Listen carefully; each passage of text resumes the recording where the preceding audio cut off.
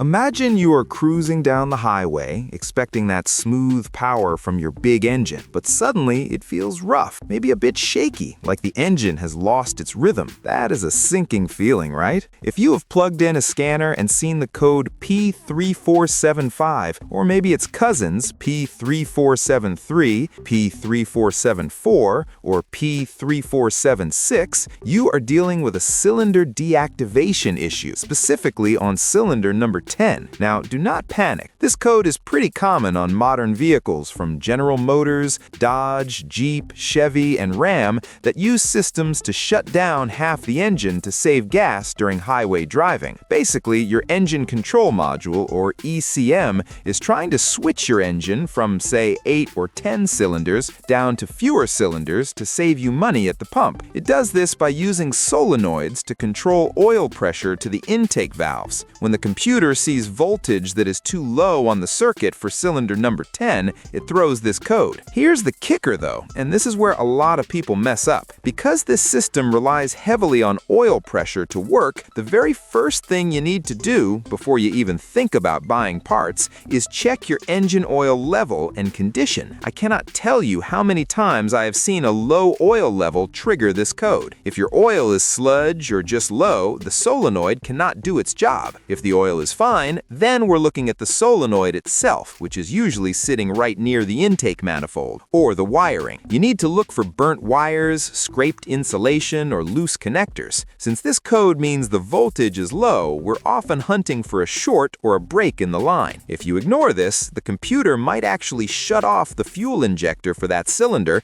to protect the engine, giving you a dead miss and a really rough ride. So check that oil, clear the code, and see if it comes back. If it does, grab your multimeter and check the resistance on that solenoid against your manual specs before you start tearing the engine apart. It's usually a fixable issue, but you have to be methodical so you don't waste money replacing good parts.